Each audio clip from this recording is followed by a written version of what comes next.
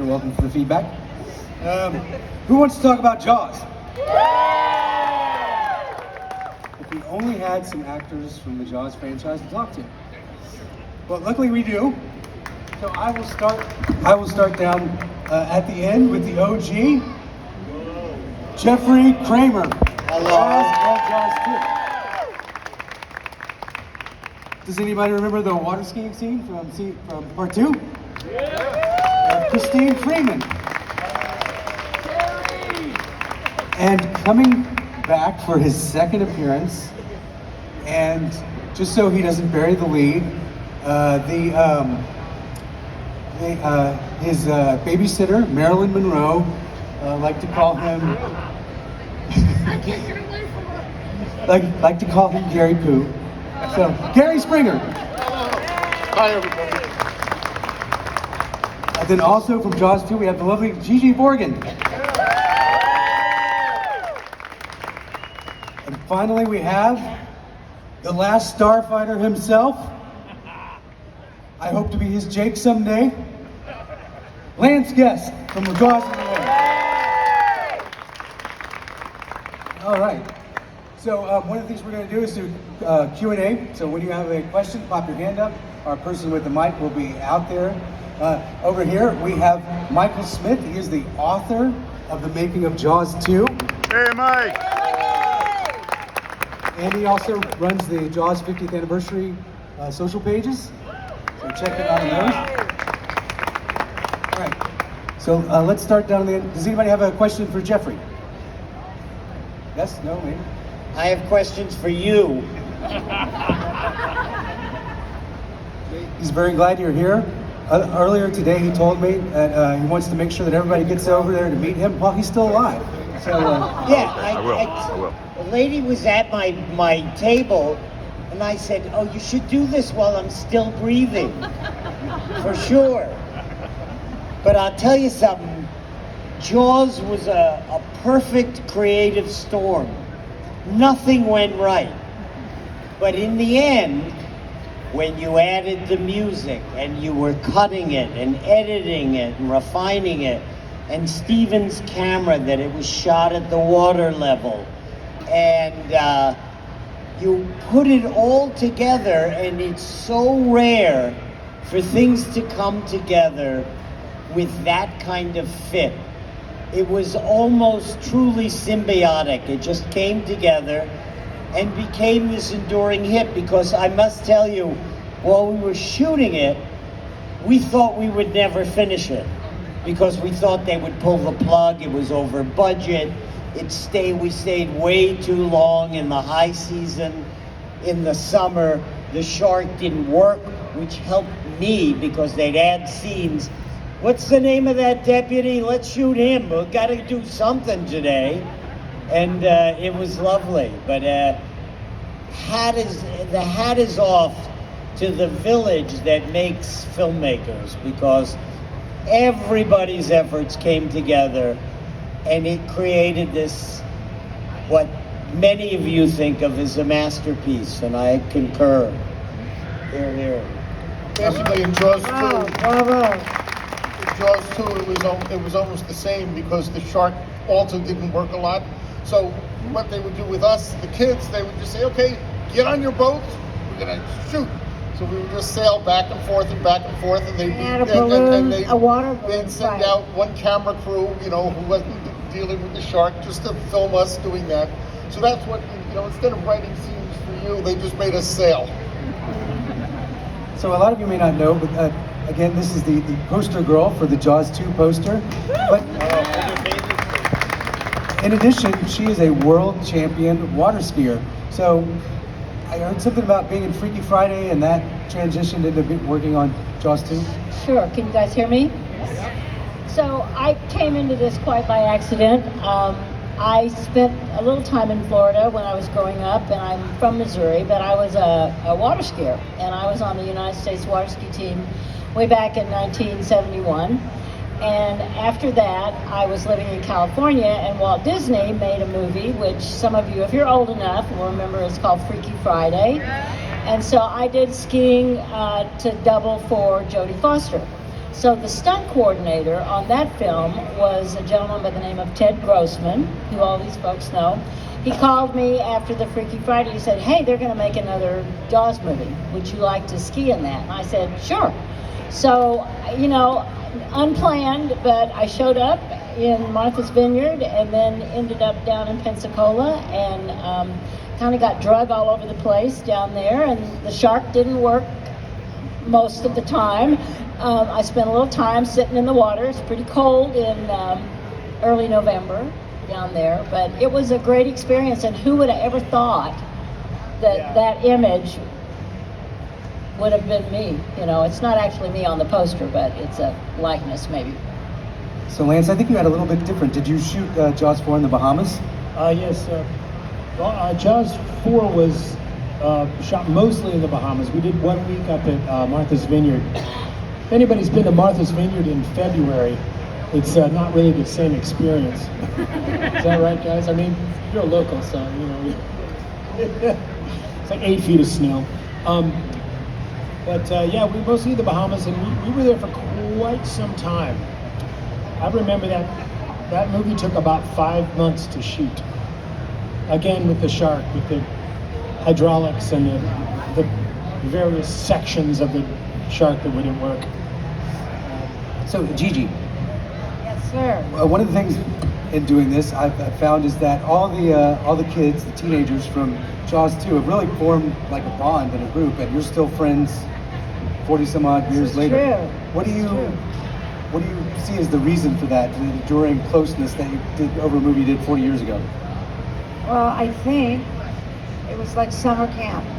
If you guys know summer camp, where you make friends and you bond, maybe over, you know, all your activities. And we got there, and for 4 weeks, all we did was get sailing lessons, which was very bonding. We all hung out, we sailed all day, and had to tie knots together, and then we ate together. It was very bonding. And I talk to some of these people almost every day, which is so lovely. It's been 45 years. You know, the joke was always on Jaws 2. It was a 9-month shoot. It was so long.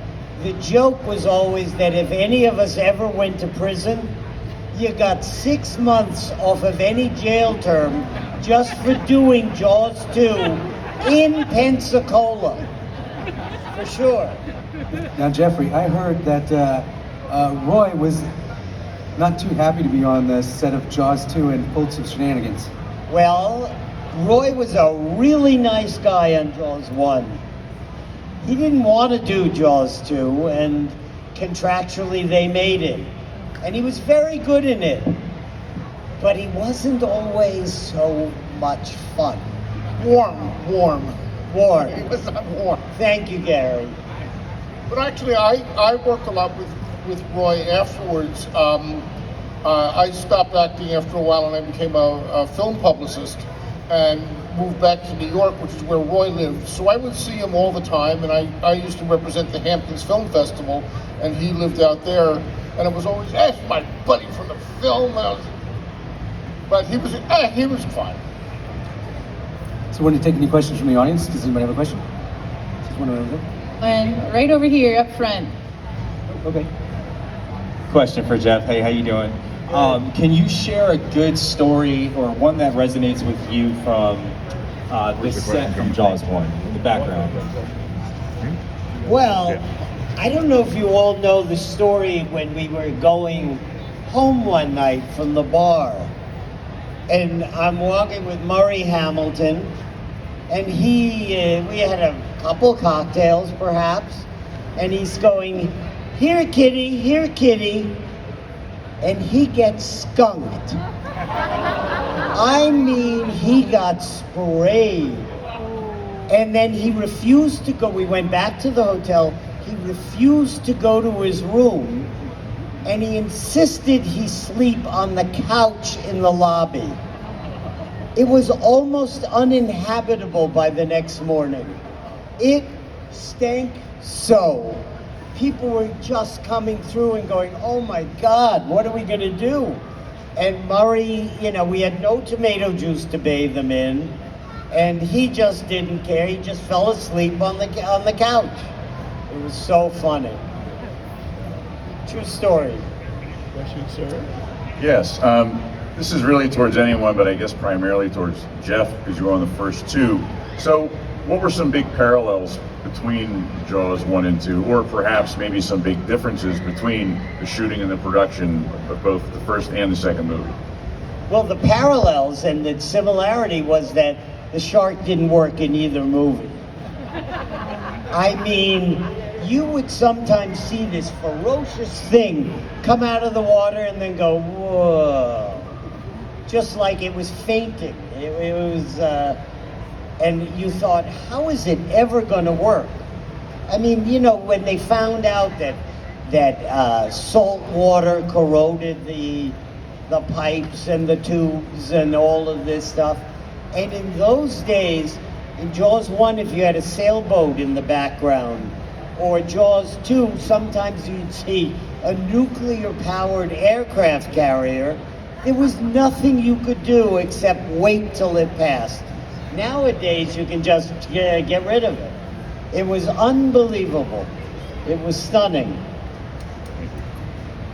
Did any of you have or develop a genuine fear of sharks after the shooting of any of the Jaws films you were in? I don't know anybody who has ever swum the same again, truthfully. We used to swim at night as kids on Martha's Vineyard. Not a shot. No mas. Now I know, Lance, you some of your filming was actually done underwater in scuba. Yeah. You shot those scenes? A lot of them, yeah, a lot of them. I had to get certified before we started the shoot, and something I always kind of wanted to do. I usually was working 6 days, and on my day off, I would go underwater. So they only had me one day a week. So I did as close-up stuff as I could. I do some of the swimming and stuff, but I did have a stunt double named Gavin, who was thinner than I was at the time, which is kind of weird. I was like a string bean at the time. So Gavin was really good, and he did most of I think he did the Bond wreck. Okay. I did some of the Bond wreck, but he did the, where we're chasing the bubbles to the top, and it's really dangerous, and I would not have trusted me to do it, so that was him. So during the time that you guys were actually filming, did you ever have any real close encounters or scary encounters with real sharks? Definitely. We'd be out I remember one day, it was already very cold, and we were out on a catamaran. I think you were with me. A few of the kids were on a catamaran, and they'd set up the shot. It would take 2 hours. We'd have all the kids' sailboats. We'd have the boat pulling the shark fin. We'd have the boat pulling the whole shark, and there'd be a camera boat. So in about 2 hours, you have the perfect shot, and then the wind changes. So the kids were out on this catamaran for a while, and we start to see hammerheads. Do you remember that, Springer? And they were circling the thing. I think the Panhandle. There's this huge, about a mile offshore. There's a huge crevice, and that's where all these sharks hang out. And so when we would be sailing, exactly all of a sudden, because we were mostly on catamarans, there's a hammerhead between the two pontoons keeping pace with us, and we were whipping. And it was 45 minutes later, we're jumping in the water, and it's like, okay, it's work. Maybe you were. Anyway, the way the production company dealt with that, when we call on the walkie-talkies, say, there's real sharks, you can come get us now. They sent out cognac. And I think they got another hour out of us. Oh, so one of the times I would get recreational days of diving. I think I got a couple of those days. And the one day we went to the edge. Remember in Finding Nemo, they talk about the edge, which is the edge of it's kind of you go to the edge of the cliff, and then there's like 6,000 feet goes straight down. There was an area like that in the Bahamas. And so I went over to that, and I just sort of went over the side. I mean, I'm not going to fall or anything, but so I looked up, and swimming right over my head was a big hammerhead shark. And I mean, not close, but close enough, you know. And so it was sort of weird, you know. The whole time we're spending filming, we're trying to make this shark work, and then the only day I get off, I see a real one. So. Did you dive before? I learned for this, you know.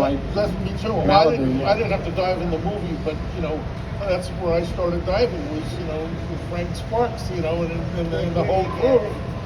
You know, it was great. Wow, I thought so. Anyway. Did you do Malibu? Did you learn it at Malibu from those guys? No, I learned in Florida because you know where they were filming. You know, on days off, I would go diving. Although I never got certified through them, so I had to get certified a few years later. But right, okay.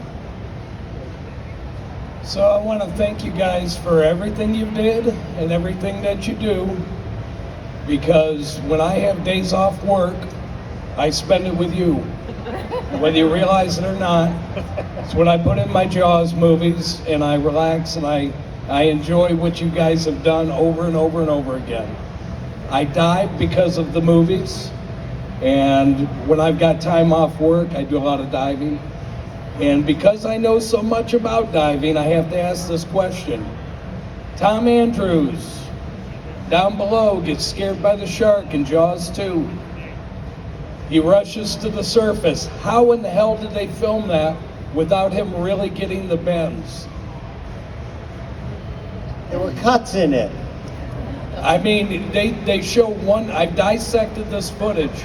They show one shot where he's coming up, and he is really coming up.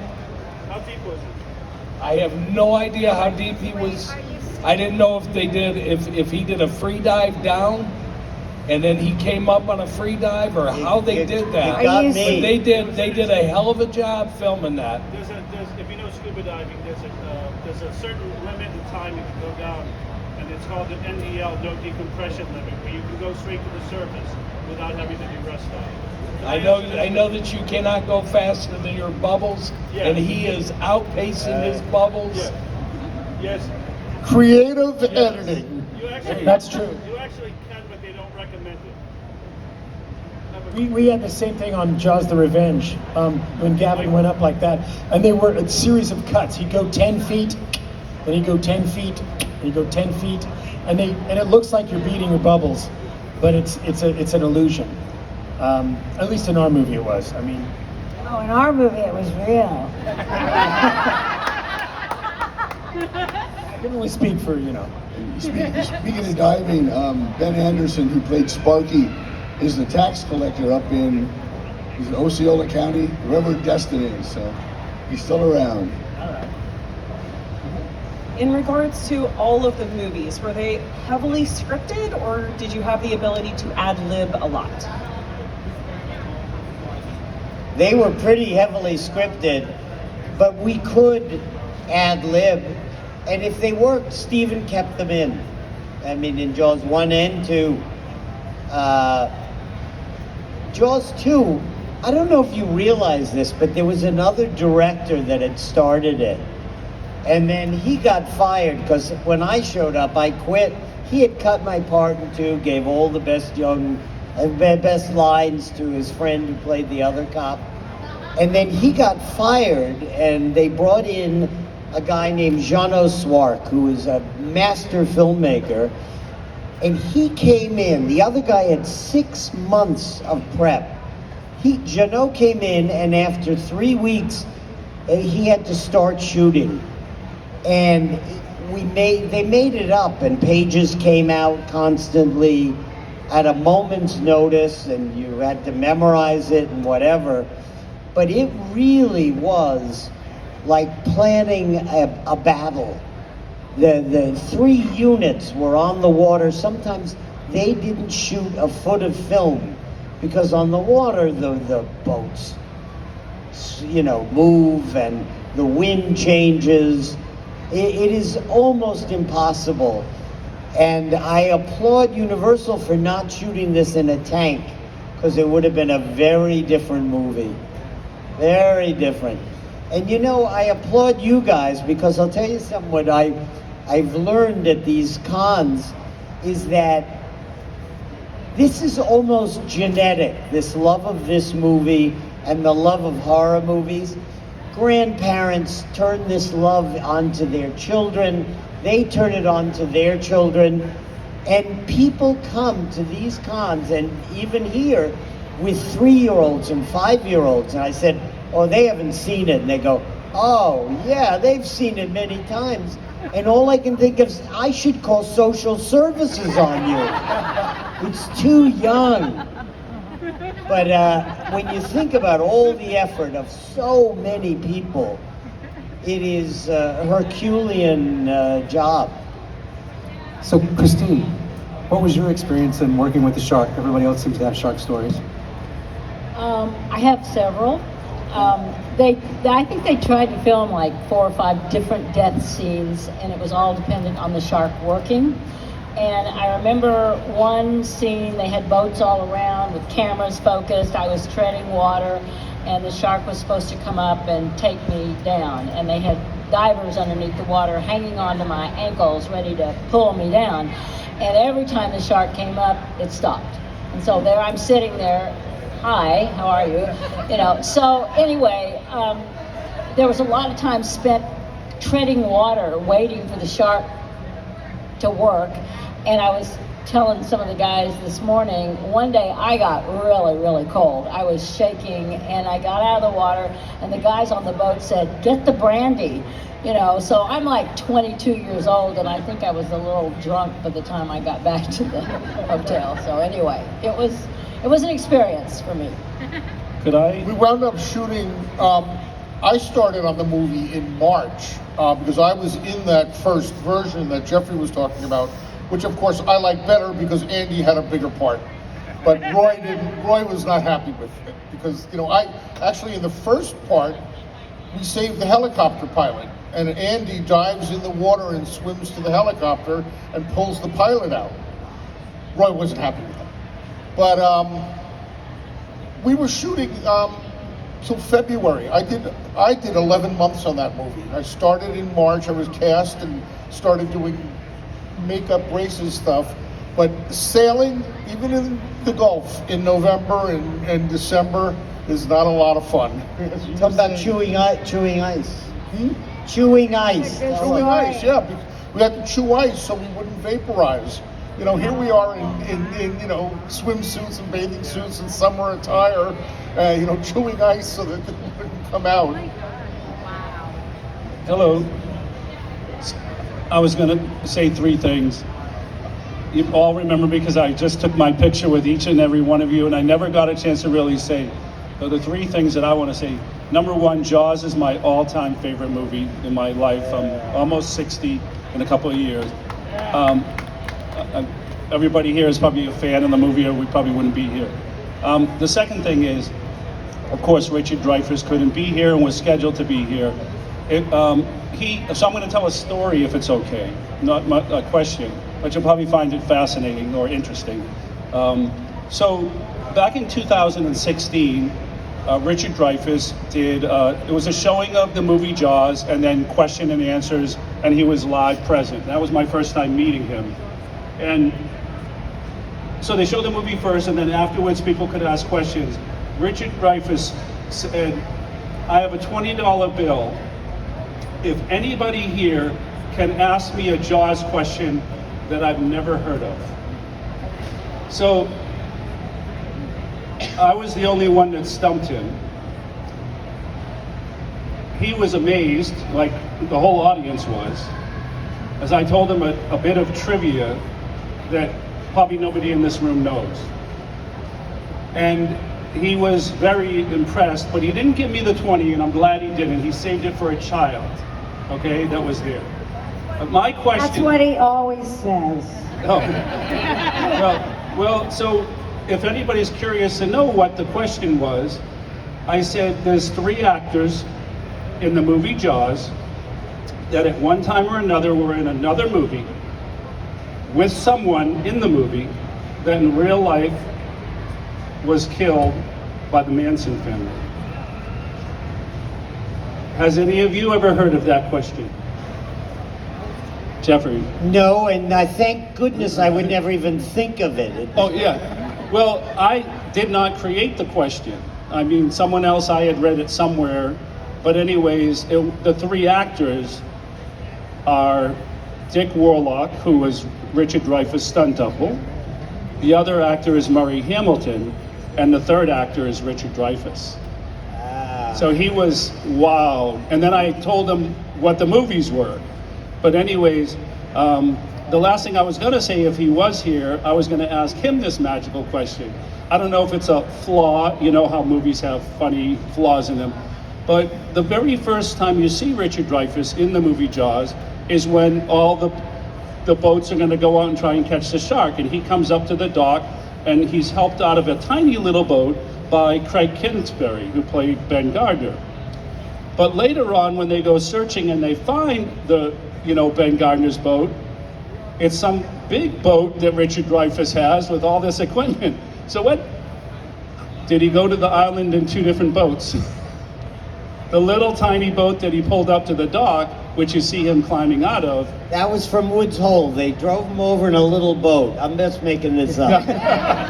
Hey Gary, I heard that the original part 2 was vastly different. Can you tell me a little bit about that, the original movie that was shot? I heard it had a really dark tone to the original part 2. The original part 2 was definitely a little darker. A little? It was more, there was definitely going to be more blood. We started shooting it and with the blood, which then for the second part of part 2, they cut out a lot. We shot like Billy Van Zandt. We shot him with blood dying on the boat, and then without blood, and then with him alive on Cable Junction. And it's like, but the first one was definitely darker. There was a lot. There seemed to be more menace in it, and I'm not sure what happened with Hancock. I mean, there were a lot of people who said he just wasn't up for the task, and some people didn't like, the way he was shooting it. His wife, Dorothy Tristan, wrote the first script, and they thought that was a little too colluding. But it would have been a very interesting movie. I have the script at home. I have to go and reread that. I haven't read that for a while. So, Lance, real quick, do you have any stories about working with Lorraine Gary? Well, she was always really nice to me because she treated me like her actual kid, which was sort of sweet, and she was a really good mom and everything, the way she interacted with her other kids. So there aren't any really specific. I think she's a fabulous lady. Yeah, she really is. She's warm and kind and giving. And I'll tell you a little funny story. Lorraine was married to Sid Sheinberg, who ran the studio, gave Steven Spielberg a start. And I'm in my uniform. I'm a little actor in Pensacola, and Sid is there. And I go up and I talk to them, and a lady comes up to me. I'm in my uniform, and she says, "Oh, sir, you look so familiar." And I think, whoa, this is in front of the head of the studio. And she says, "Are you in a bowling league in town?" Sid laughed out loud, and Lorraine said, "Oh my God, he never laughs like this. He never laughs like this." So I then changed my life, and I became an executive at Fox. And I called Sid and I said, "Would you have lunch with me?" And he says, "Of course I will." And we had lunch. And for the first time in my life, I had a expense account. So I paid, and I put through Sid Sheinberg, and my boss, a schmagoo named, I won't name him, says to me, "Oh, come on, Jeffrey. You had lunch with Sid Sheinberg." I said, what did you need? An affidavit? I should have him sign something. I eventually got paid back for it, but it's just a little Scheinbergian anecdote. I have a pretty good Sid Sheinberg joke. We had a party, I think the first day we were shooting in the Bahamas, and they were making sushi, and they had Mako shark sushi, and so the guy's passing it around, and I grabbed some. I was hungry, I ate sushi, and I motioned to Sid, and he goes, "Nope, we have a deal. I don't eat them, they don't eat me." That's funny. That's good. I asked my dad if he would have any questions for you, and he wanted to know, well, I guess you've already kind of touched on this, considering you did describe it as prison, but he wanted to know how much fun you had filming the movie, or the several movies you were in. Is that me? I don't know. It's for anybody. For anybody? How much fun we had? Yeah. Well, like I said, I had a lot of. We were in Martha's Vineyard. I loved Martha's Vineyard, even in February. It was just beautiful. I just liked the locations, and also Mario. He improvised. I was going to go back with the improvising story, but he changed his character radically. His original guy was this really kind of a bad mother. He was like this tough guy. And he's like, why do I want to do that? And so he played it like a sort of a comedian. And he rewrote, I would say, 80% of his dialogue. He's like, all right, Mario, what are you going to say? Okay, that's good. We're going to say. And I was, I stuck with the script the whole time because I didn't want to improvise at all.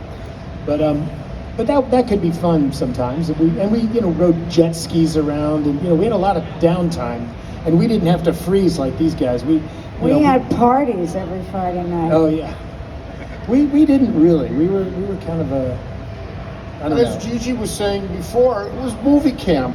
There's 14 or 15 teenagers and sailboats, and we had a lot of time off. And as you mentioned, there were some romances. Jet skis hadn't even come out yet. There was no jet bikes.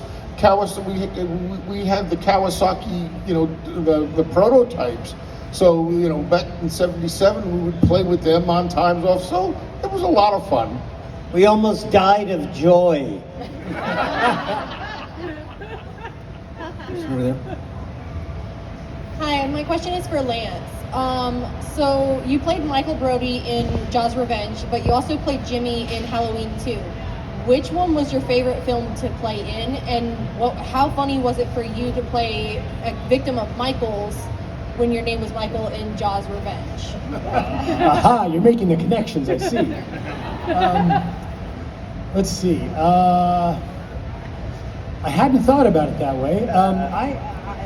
They were fun both for different reasons. I mean, Halloween 2 was the first movie I ever made. Besides, I think I made a student film. I was only 20 years old. I was like 2 years out of dropping out of college. It was just fun. Halloween 2 was fun because everything was new. And I didn't get burned out. I was a Mr. Go-Getter, 100% of the time. And Jaws of Revenge was rough because it was so long, not as long as these guys, but it was 5 months, and it was, the pace would get really interrupted because we'd go for days without doing anything. But I really, there were great people working on, on Jaws of Revenge, and I'm an ocean guy, I'm like I did a lot of surfing and stuff, and I really love the ocean, so anything involving the ocean is fun to me. And I like running on the jet skis and things like that, but I don't have a better, I'm sorry. I had a question for Jeff. Over here, Jeff. You told a story. We had a chance to talk with you on the Amity Jaws group earlier this year, and you told a story when you were producing. You had won an award, and I think Steven Spielberg presented it to you, and you told a story which I thought was very, very funny. So I was partnered with David E. Kelly, and we made Ally McBeal in The Practice and Chicago Hope. And one year David won an award at the Writers Guild, and he asked me if I would accepted for him, he couldn't go. And I said, of course. And it turns out that Steven Spielberg is presenting the award. And I've run into Steven occasionally, and he's always very kind and sweet to me. And I go up to get the award accepted for David. And Steven says, "Oh, Jerry, I'm so proud of you." And I think, oh my God, what am I going to say? No, it's Jeffrey. And I can't do it. There's 600 people sitting in the audience. I just said, "Oh, thank you." So then my children started calling me Jerry. And my friends started calling me Jerry. And it made me nuts. Thanks, Jerry. Thank you. This one's for Jeff. Do you have any good Robert Shaw stories? No, not really, because he was never around. He always left in between shooting because he had, it was for tax reasons, he says. But he was nice. But I met his son, Ian, because Gary and I went to see the play on Broadway. I saw it too. And it was really kind of fun. Richard was not happy with his portrayal, which I don't blame him in a certain way. But it was a confection made up of, what they said supposedly to each other. But that whole feud thing, I don't know if there's real truth behind that story, honestly. Hi, you probably remember me. I was at your autograph line, Jeffrey. But I just have a question for you. Right over here. Oh, I see you. Kira. Did you know? Kira, yes, right? That's me. Yep. Did you know that Robert Shaw did the Indianapolis speech entirely? I think it was improv by him, or it was, heavily edited by him, if I remember correctly. Did you know about that? Well, I know that he was too drunk to do it the day before. And he said to Steven, "I will get it right tomorrow." And Steven trusted him, and he came in and he nailed it. They got the dates wrong in the movie. Oh, yeah? Oh, I didn't know that. In reality, everything is accurate about the sinking of the Indianapolis, except the dates. In real life, it happened on different dates. Because at the end of the monologue, Robert Shaw says, on June the 29th, 1942, something like that. I forget the date. Theatrical license. Exactly. You have the right to do that. Did you know Halloween 2, you're in Halloween 2, Lance was in Halloween 2, and who's the third Jaws person that was in Halloween 2? Did I stump you? Dick. Where's my $20? Who's the third? Who played Michael Myers? Dick Warlock. Oh, Dick Warlock. He was Richard Dreyfuss' stunt double in the movie Jaws. All right. He's the one you see in the cage, except when they show Richard really up close. That's Dick Warlock. Question over there? Yes, this question is for Jeffrey. Can you confirm the story about the food fight during Jaws? The food fight? You mean on Jaws 2? No, I wasn't there. At the Carroll house. I think it was at the house that they all ate at that house. They had a cook. I wasn't there. I would have liked to have been. Was there one in part 2? I could tell you one we had with my teenage boys in our house, but it wasn't the same. Not as cinematic, because they had to clean it up. Gigi, what's your biggest memory of filming part 2? My biggest memory of filming part 2. Thing that sticks with you. There were so many. I mean, I have a personal story, but it's pretty personal. But I'll tell it. Okay. Here I was on this big picture, right? And I was a little while dropping out of college, and I flew my mom in. So she, because my mom was a little nervous. I'm dropping out of college. What does that mean? Am I going back? Am I still going to be a lawyer? Which I'm not. So I fly my mom down, I pick her up in a limo, and we're going out to the set. And she says, gets in the limo, and as soon as we leave, she says, now as soon as this is over, you're gonna get a real job. Go back to school, real job. So, you know, I couldn't win because I was making money. So that's a personal story, but what I really loved was hanging out with the gang.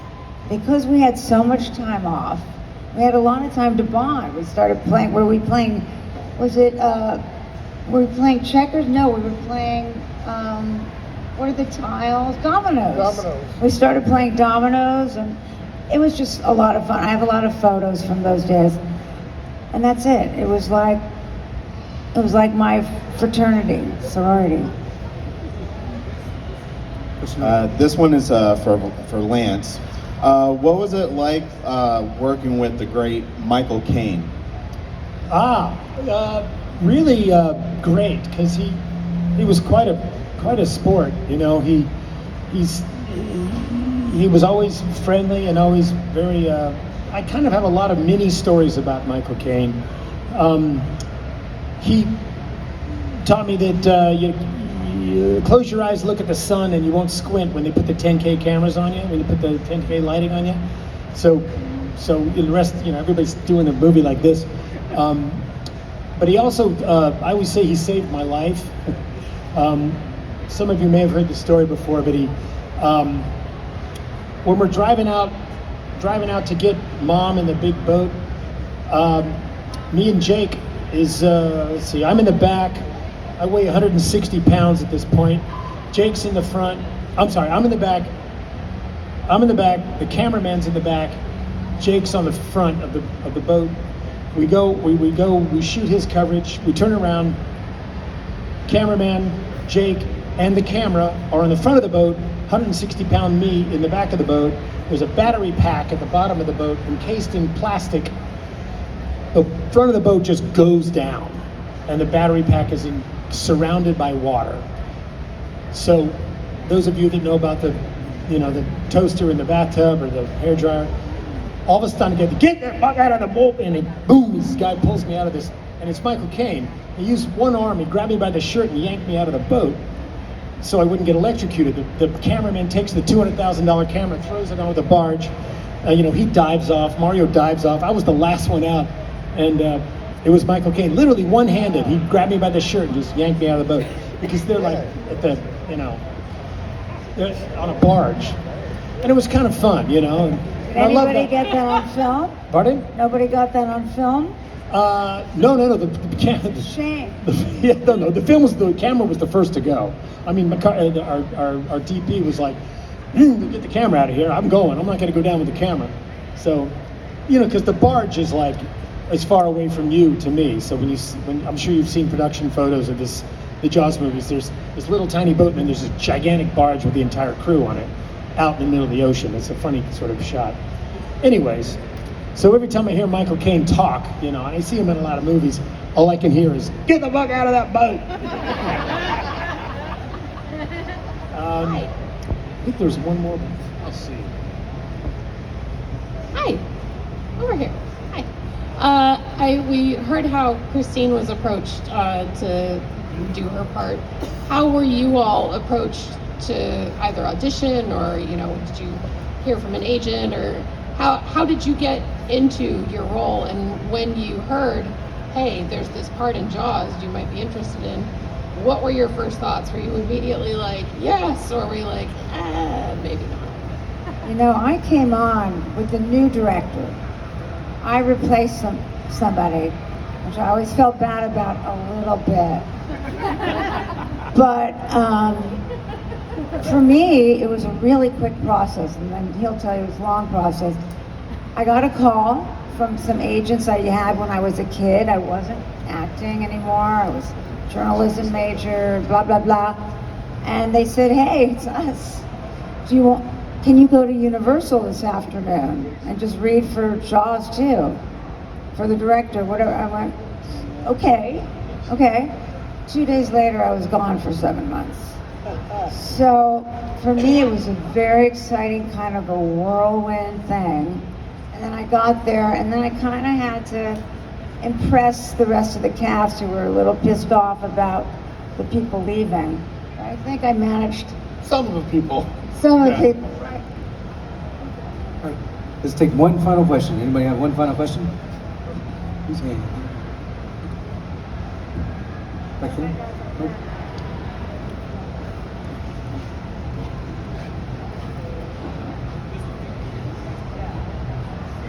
What was it like to work for Steven Spielberg?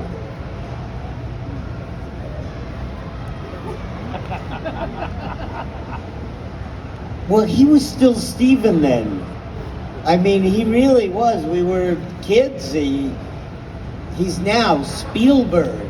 But he was really, he was kind, he was patient, and I always had the sense that he knew what he wanted to see.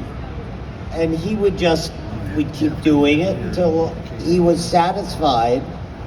But we didn't overshoot. And he wasn't like Clint Eastwood that does it in one take. But he really, I knew that in his own mind's eye, he knew what he wanted. And he'd come up and make a suggestion occasionally that I thought was really kind of right on the money and emotional and correct. And you know, you adapt as an actor and you try to give the director what they're looking for. And not everyone can explain themselves, and he really was very nice. He didn't overly direct, but he was a great guide, I thought. He cast us because we were close to those characters, or looked like we were close to those characters anyway. And that was half the battle, I think. He was like 26 or 27. Yeah. When he directed Jaws. Yeah. Young. All right, everybody. Well, can we have a round of applause for our Jaws panel?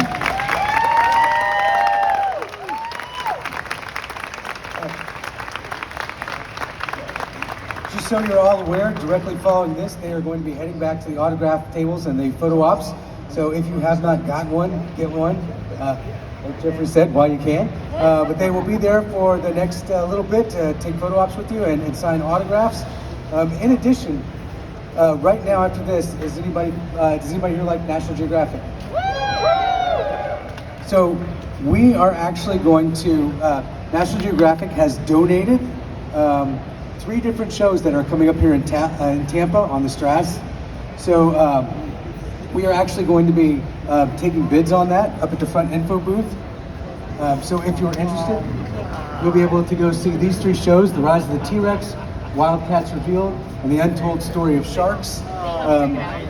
So if you get a chance, up at the front of the info booth where the raffle is, there'll be a thing. We'll do a silent auction, and the high bid will get those 3 things. Sound good? All right. Next up is Jackson Hooten. He is going to talk about all of his adventures with white sharks in South Africa. Oh wait, we forgot this. It's somebody's birthday tomorrow. Hey, who here would like to sing happy birthday to Mr. Jeffrey Kramer? Hey, real quick before we do, can everybody at the count of 3 shout out, Richard, we miss you? 1, 2, 3. Richard, we miss you. All right, let's do it. 1, 2, 3. Happy birthday to you. Happy birthday to you. Happy birthday, dear Jerry. Happy birthday to you.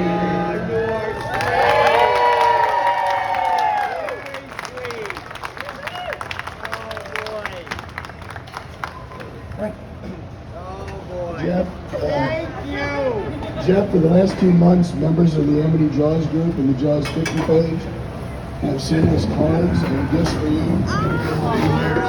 If you can't fit them in your carry-on, I'll mail them to you. Oh, thank you. Thank you so much. How cool is this? Let's have cake.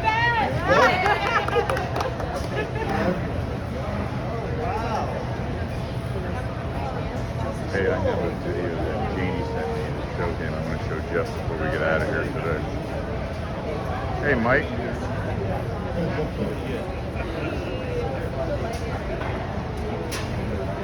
Out of the way.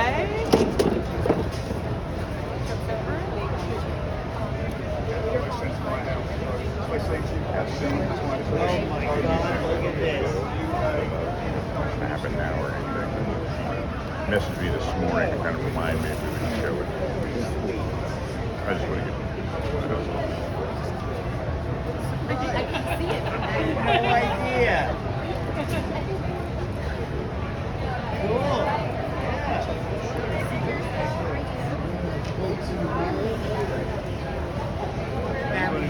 Thank you so much.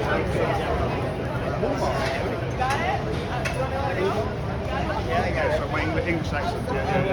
Like, what's that? Whoa. Yeah, I got it. Oh, that was sweet. Boy, that's a surprise. That's why I take a picture of the cake. That's Thanks, Chef. surprising. You got Chef. good stuff. Chef. Here. All right, I'll pay this for you. They told me they were gonna put it in your face. No, I'm glad they did. I'm glad. Yeah.